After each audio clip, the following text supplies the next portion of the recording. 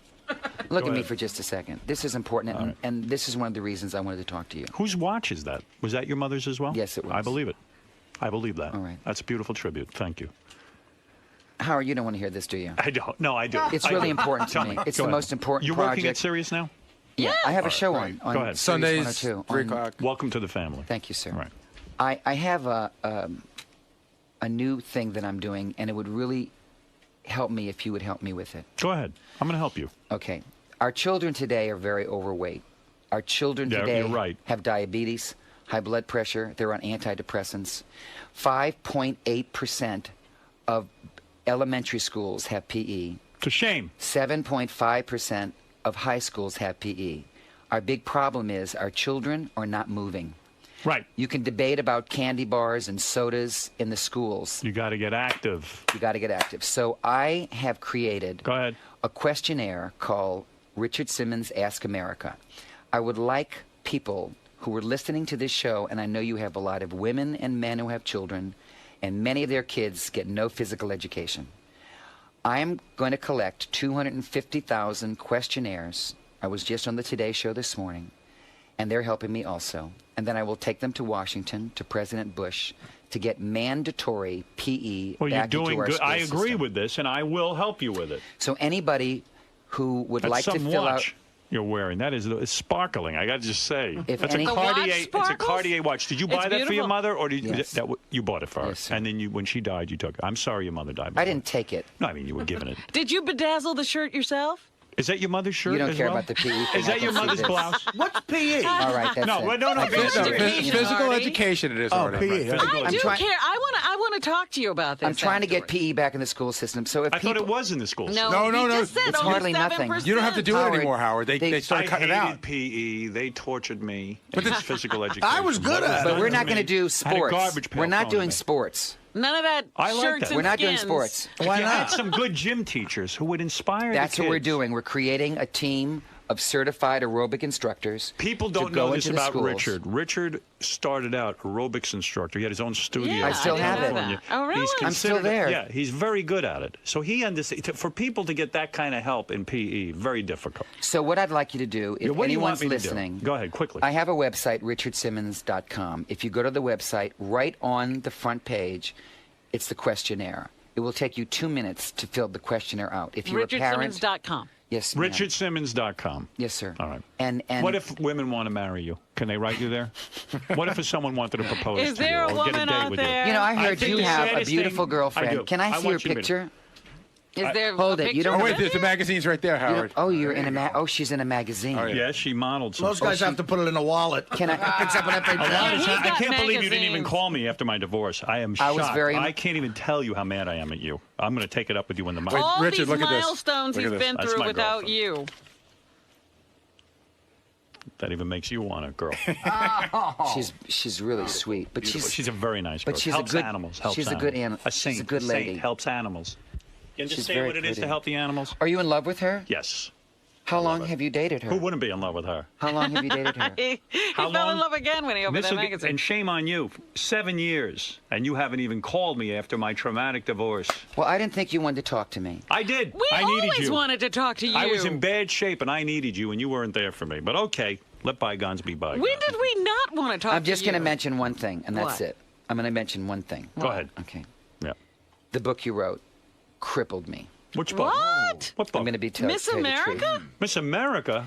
I don't even believe What I did you wrote say anything about it. him? What did I say? He made fun of me.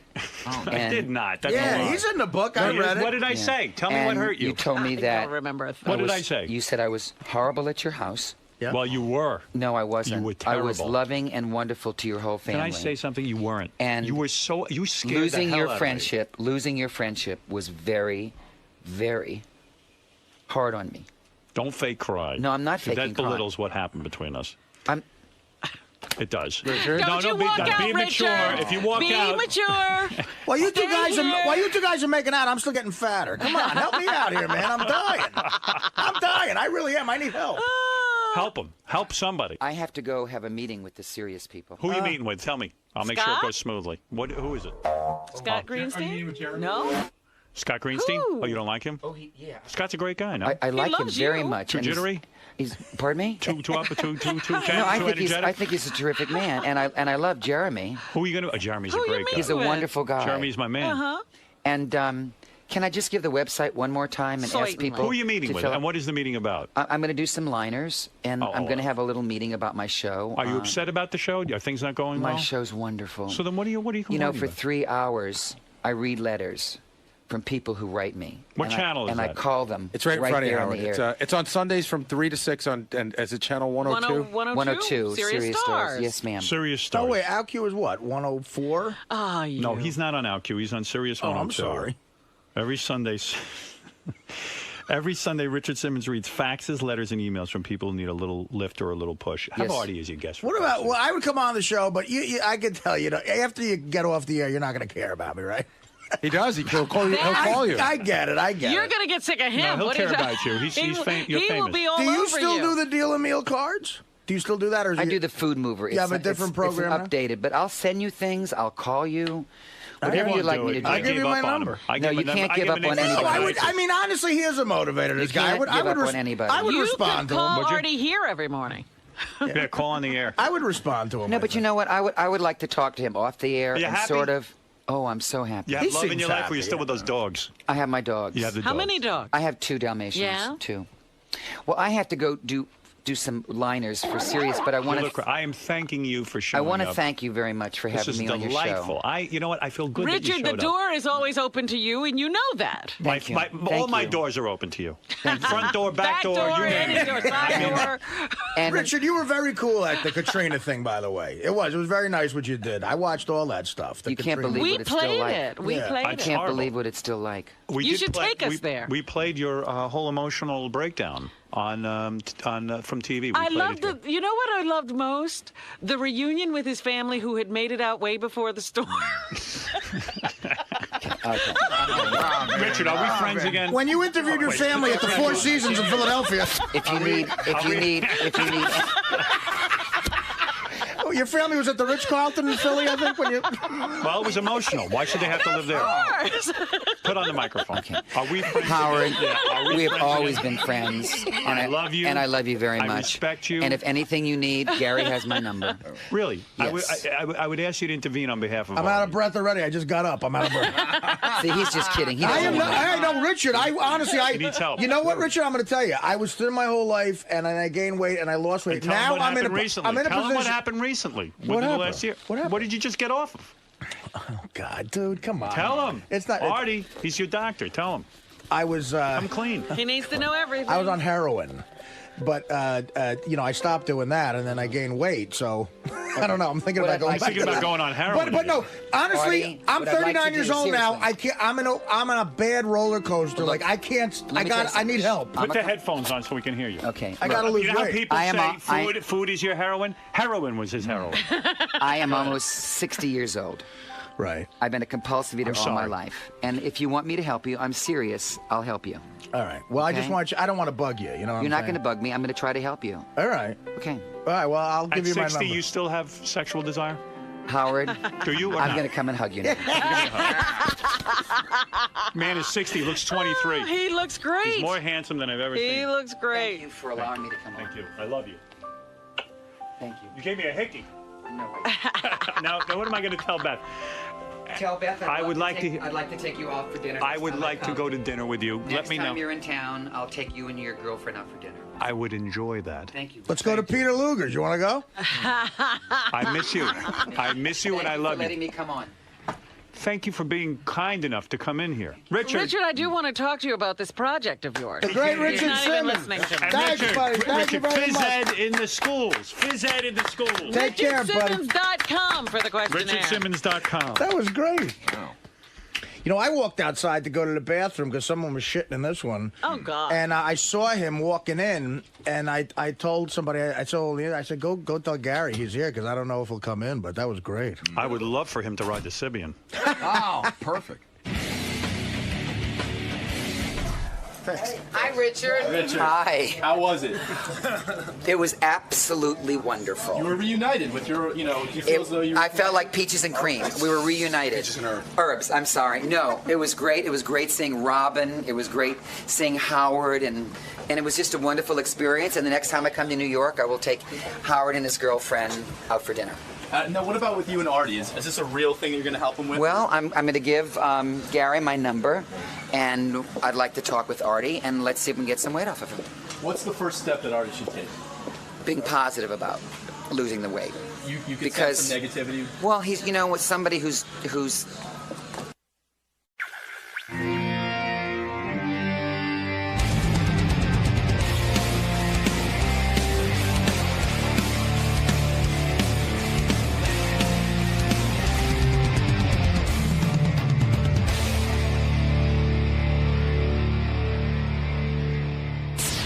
It's getting very dangerous for me to walk around and even speak to people anymore. What happened? Because so many people can't get on this show. Uh-oh. I was leaving the building last week. Who'd you run into? And I ran into Kevin Sorbo, the guy who used to play Hercules. Oh, please. I was called out to the green room before he got to you.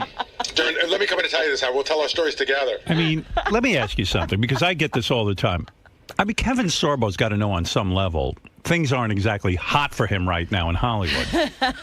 I mean, why is it so shocking to people that they can't get booked on a show? So there's a really funny move that people like that have. So it's 8:30 last Wednesday, and I've been told that Kevin's out in the outside green room, and he really wants to see me. So I go out there, and the move is, I'd love to say hello to Howard. Oh. And I say, well, we're on the air right now. And he goes, yeah, that's what I mean. I'd like to come in on the air and just say hello, which is meaning I want to be on the show. Yeah, people think we have nothing to do. And that was a day that we had 3 guests. Yeah, so I go, listen, we're on Monday, Tuesdays, and Wednesdays. We want to do 2 guests a day. We don't get as many people on. And by the way, today we had 3 guests on. Howard yelled at me for having 3 guests on. So, and he still, I seemed a little disappointed that he still couldn't walk in and say hello. I mean, he's not Bob Hope. I mean, he's a nice guy, but he really wanted to get in. Well, he does have an interesting story, because he wrote this book called True Strength, I think. Yeah. And it's all about how, as Hercules, he's like in great shape, a strong guy. He actually had an aneurysm and had 3 strokes and almost lost his life. Because of all the working out? I don't know exactly what caused it, but, the book is about his comeback. Like he lost, his sight was impaired. So nobody even knew he had to come back. It was between seasons of the show, and he probably said, all that working out. He said at first, I said, well, how did you deal with it? He said, I came back and we shot for like an hour a day. And then we shoot for 2 hours a day. It was an interesting story. Listen to me, Gary. All of that working out and putting pressure on the joints and the pressure and your head, and it's very difficult. There's too much working out, and really, it's not necessary. But, Mom, he played Hercules. Hercules, yeah. He had to work out all the time for Hercules. Yeah, kind of. I mean, he's supposed to be in incredible shape. Is that right? Well, listen, your father and I are in good shape. We walk. We go to the gym once a week. But he's overdoing it. And you're overdoing it. What do you mean? All that running around. All of that exercise. Oh, your heel hurts. Of course, because of the pounding is very hard on the joints. Ma, I'm fine. I want to do some exercise. I sit in a chair all day. Listen, I said movement is good. Your father and I walk. Yeah, but I'm not 85 fucking years old. I can run. Oh, yeah? You think that's... Your father never ran, and neither did I. Look, I'm not going to talk about this. You're making me cuckoo. And Kevin Sorbo absolutely had to work out hard to be Hercules. Oh, yeah? All right, look. Yeah, I'm going to go now. All right, goodbye. That's the lecture. So anyway, I ran into him later in the afternoon. And I'm just seeing this guy walk by me, and I'm like, oh, that's Kevin Sorbo. And I said, Kevin, hi. And he turned around. That was your mistake. Why'd you say hello? I know, but you see somebody, you don't know that this intrigue has gone on. So I walk. You got to see me walk out. You walk out of here today with me. No one can even catch me. I sprint right out of this building. No one catches me. Well, I stopped to say hello, and I got the whole, I wanted to come in today, but Gary wouldn't let me. Well, that means Gary's doing his job. Yeah, Gary's the bad guy. Yeah, Gary, why didn't you tell me Kevin Sorbo? Can I tell you the great game that I play now? It's actually a physical game. We pass on a guest, right? Then we finish the show, and I go to do the wrap-up show, and that guest is sitting in the lobby. Right. So I now have to wait till they look the other way and run behind them. Do you really do that? I really do that. My God. Hey, I've done that with a lot of people. Speaking of the wrap-up show, I do want to address this. I don't know if you heard it.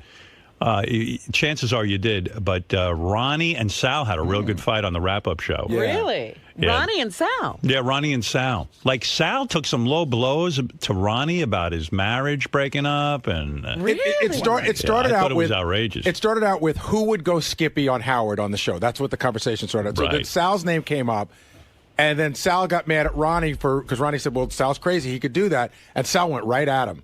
You are nuts, Sal. Do you know why? Why? Because once you make a statement like you make, all your stupid statements, and you say, well, I don't mean that now. Once you make that statement, you can never take that statement back. What, are you a shrink? Yeah.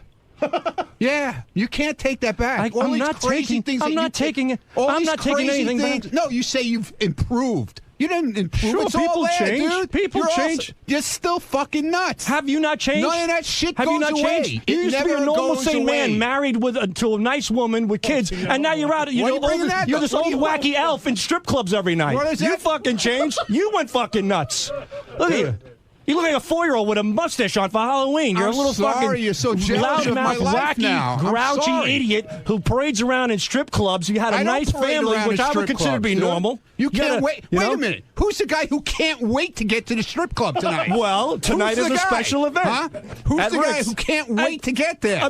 But I still have my sanity. I'm still. You don't. Yes, I do. You're not happy. Yes, I'm very happy. You're not happy. I'm extremely happy, you Don't asshole. go down my road where what I did. Your road is busted and old. If I wasn't happy, I'd Your left. road is decrepit. Okay? You have a dirt road going to nowhere. You're a stupid ass. You hang You're out. a road where You're fucking not happy. rapists down south drive up chicks and fuck them and cut their head off. You have no road. What are you talking about? Your road is a demented, Why dark would you even say shithole. something? When would I ever say something like that? You're not. Look at this demented shit that you come out with. What demented shit? You gotta worry about you.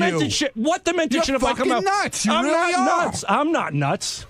I mean, you make statements like you make, man. That's fucking nuts. I would never say shit like that. Oh, because I asked my boss 5 years ago if I could sleep. Guess what? When I worked in Wall Street, I could have asked my boss to stay over. Boss to sleep in their house. But he's got this fucking size of the house of a fucking mall. You think there'd be a little room for one of its employees for one goddamn night? Let me tell you. No, I'm asking me. Let me tell you something. Howard offered to let me sleep in his house a million times when we've had bad weather.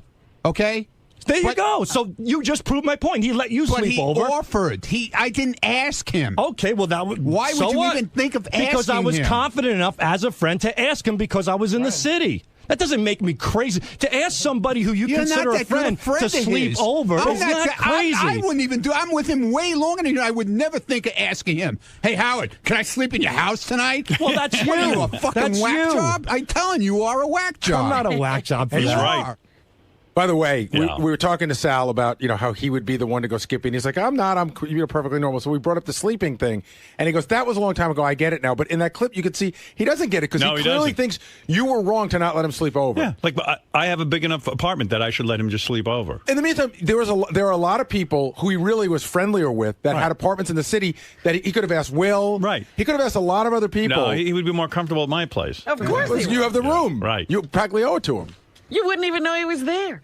People make big transitions in their life. They're capable of doing it, and that's what I did. That was the point you made, but you made it sound like what he did was bad and evil for doing it. I didn't mean it that way. That's exactly what you meant. But it's a big transition to go from a family to a wild swinging old fart at a strip club. That's a big transition. Dude, I'm not a swinging old fart at a strip club. I don't live there. I don't know where you get this idea the point I'm trying to make is that you said I work for them. I do appearance for them. I go there. You do a great job. I'm Take not it easy, there old man. all the Listen to time. me. You're very you good. think I'm Very every good. goddamn fucking night. No. You're out of your mind. Ronnie, the point I'm trying to make You is are that out of your mind. you said I don't have the ability to change. You changed, and you're doing fine. So I changed. How do you know as well. I'm doing fine? I might not be doing fine. I might have put And on you didn't say he was doing fine at all. A great show Well, for everybody. you Maybe said- I'm not doing He fine. says he's happy all the you time. painted him as the All right, opposite you know of what? fine. You changed and you're not doing fine. I changed and I am doing fine. No, you're not doing fine. I'm doing fine. You're not doing because fine. your thoughts came out to him about how you felt My going thoughts? back a long time ago. Big deal. No, Big- it is a big ask a deal guy because to- you can't take back what you've said. I'm not. Boy, when those guys argue, it goes on and on and on. Jesus. I'm getting a little woozy from it. I love in the first clip how Sal used the word demented, and then Ronnie thought it was a good word too. And He they said both, demented. So they both sort of go back and forth with demented. I was surprised It's either the one of them. demented argument. I was surprised either one of them knew the word demented. Can they I spell think they it? just knew it sounded cool. Yeah.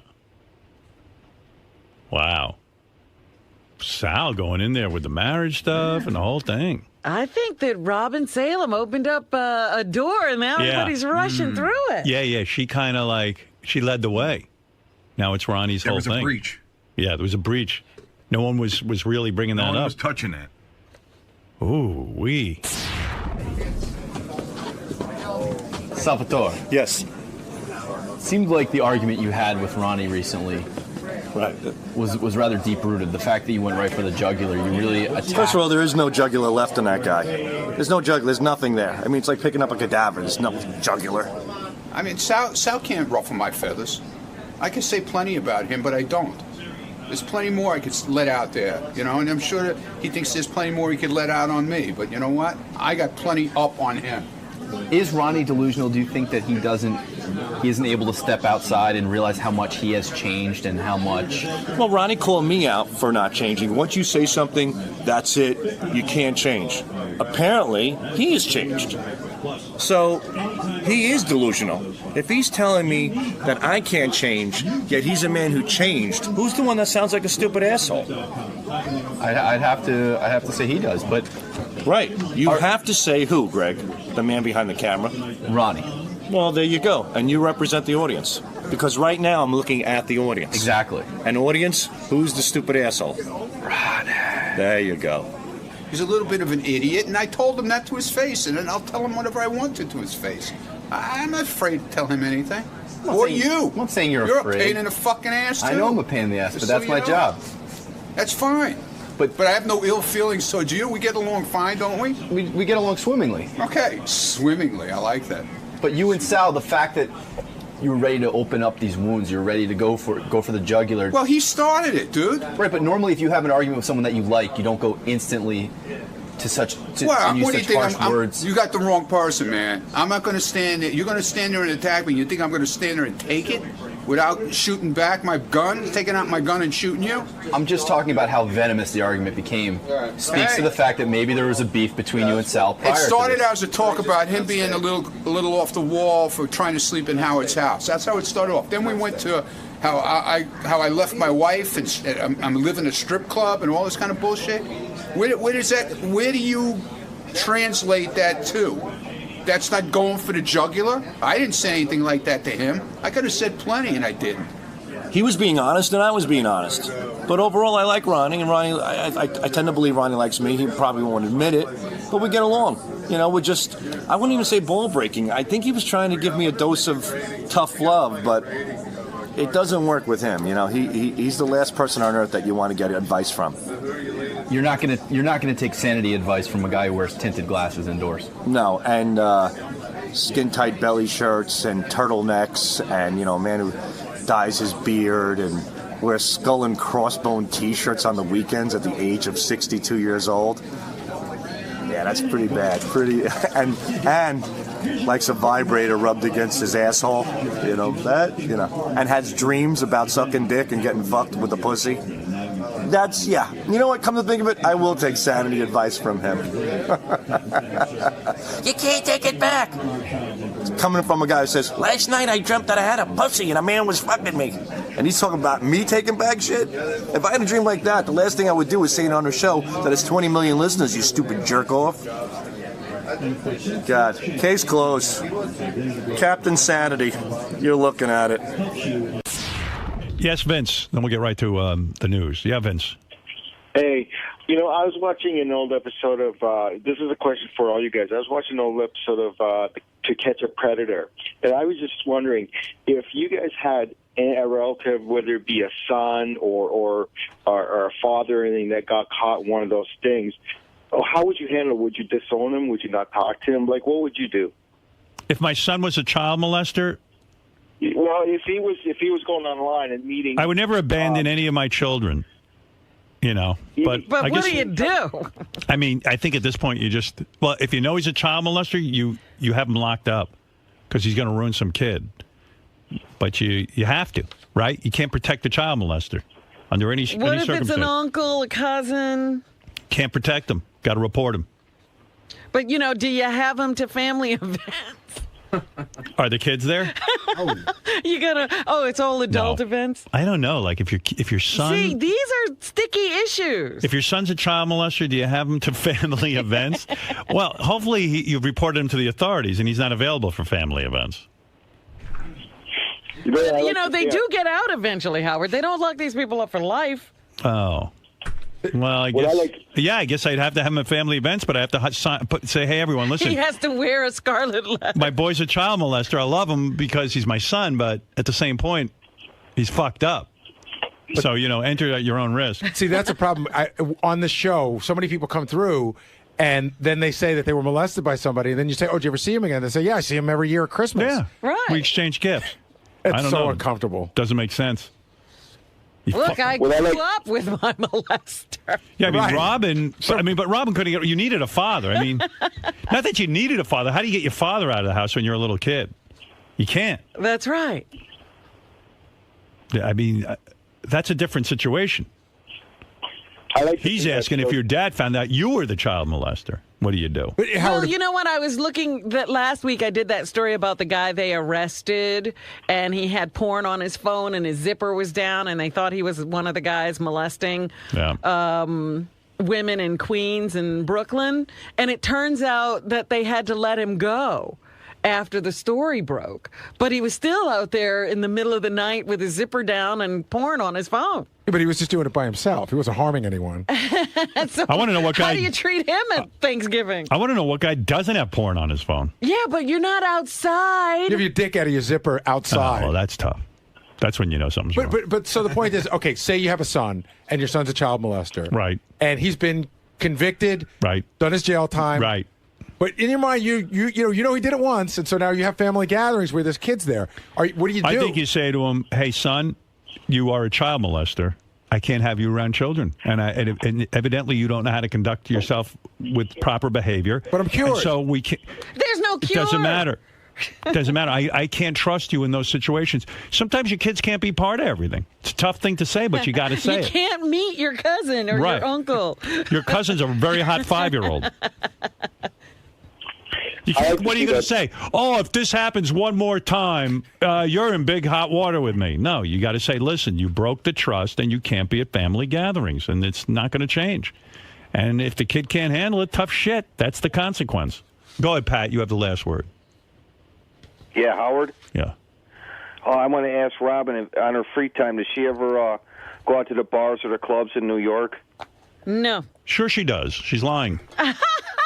Why would you say no? I don't do it on a regular basis. He asked if you ever go to bars and clubs to meet guys. You do. You have a pack of gals you go with, and you. But I haven't done that in a long time. Maybe why, I've you turned embarrassed? over a new leaf. I don't know. I just haven't done it. Why did you lie to him?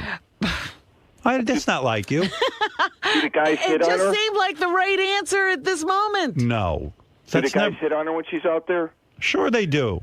I mean, she is attractive. When you go on YouTube, they show pictures throughout the years of Robin. I don't particularly care for her in the WOR days, because she cut her hair. You mean WNBC days? No, WOR on the shows. Oh, she looked cut lovely. Her hair too short, but as she got older, I like that look with that short little afro, the flat top. That was one of my favorites. I thought I loved your hair like that. Well, she'd wear dark glasses and the flat top and big titties. Come on. Well, she was heavier set back then, now she's a lot thinner. And she's 56 years old now and more attractive. I'm much older than that. She's no hag. No, the thing that saves Robin is she doesn't look her age. Yeah, absolutely. Most black people don't. That's not true. I've seen some terrible-looking black people who have aged horribly. Wow. I'm not going to mention their names. But Robin, and I don't know that she is aware of this, she looks in her 30s. Now, she's lucky. And any guy listening should realize that. Well, that's why I'm wondering, when she goes out, that the guys don't hit her. I mean, what is she attracted to? I know she was with Mr. X for a long time. She is open to a lot of different kind of guys. Well, let's say she was and she goes out and she's friendly and she dances with these guys. She told me what she does. She's embarrassed right now about it, but I'm not embarrassed. Sure, she goes out, she dances around. She doesn't particularly like dancing, but she tries. I need a cock. Okay. There's no shame in that, Robin. I need a cock. Now you're opening up. So I'm not embarrassed. Right. I need a cock. Who doesn't? Like when she's at her apartment building, I mean, and she's in the elevator, don't guys hit on her then? I mean, guys have to hit on you, Robin. Sure, it happens. What? What's the big deal? I've been there when guys hit on her. I walked down the street with her one time, and this guy, I believe he was a parking lot attendant, he started coming on to her and saying things in front of me. Now, for all he knew, I could have been her boyfriend, and he could care less. Well, you guys been around for 30 years. Everybody knows you ain't her boyfriend, Well, Howard, I don't think this guy was aware of Well, anything. this guy didn't know who anybody was. No, I don't think he knew Robin. I don't think he knew me. This was years ago. But, Robin, are you attracted to just black guys, or are you attracted to white guys? Or? No, she goes all the ways. I need a cock. I'm attracted to really wonderful people. She's attracted to Apparently anybody. not. I mean, you haven't been involved with anybody for years, and what'd you go, 8 years without sex? Robin, has a total stranger ever hit on you and it worked out? Well, the guy in the guy in the book in the San Francisco. San Francisco, yeah. Right. Right. Oh, the guy who she had anal with? The poop shoot guy. I didn't want to say that. First of all, I thought that guy was weird because who meets someone and the first thing they do is fuck her in the ass? I mean, that's just insane. He didn't want to get me pregnant. Yeah, I mean that's he didn't insane. Know me. He just figured, you know what? Let's not take a chance. He looked over Robin and he goes, well, you know what? Let's skip your vagina. I say that guy was maybe gay because that guy's what was it nuts. About him? Did he dress well, or was he super attractive? Who knew what he was dressed like? I met him that night. Yeah, but what attracted you to him?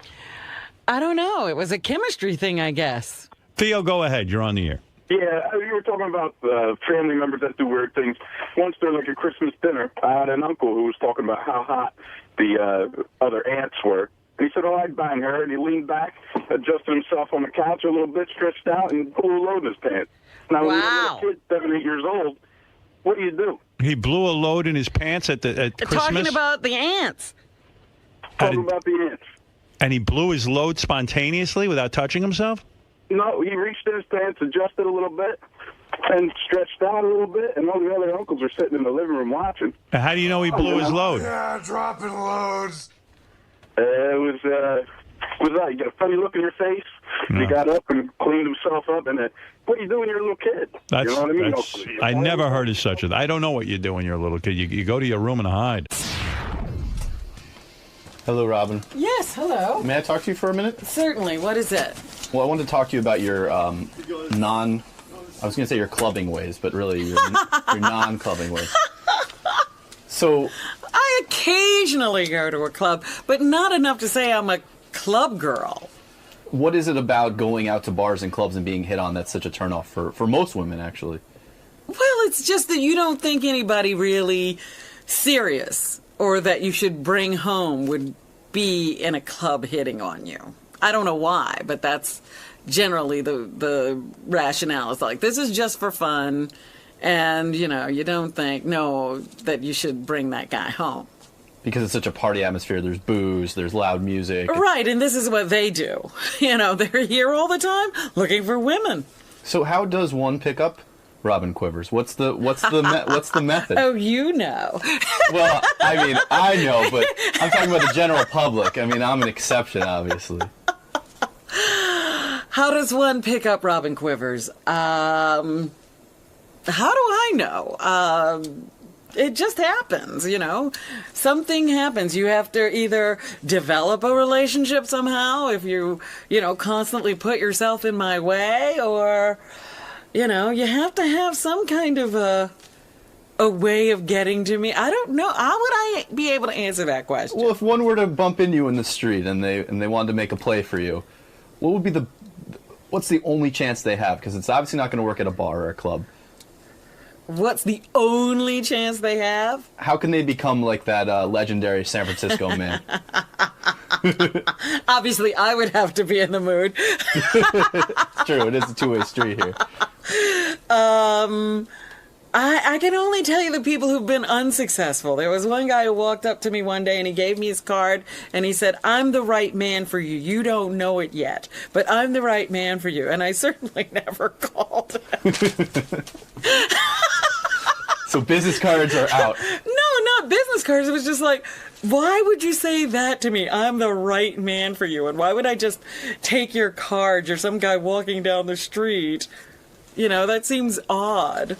So you'd like a little bit of a clever move, not something shticky like that, but just, are you saying be yourself? Yeah, I think that's what you have to do. You have to have some self-confidence. You know, the usual things that people say. Let yourself shine through. Yeah. And it may just lead to a date with right. Robin Quivers. Yeah, it could. Who knows?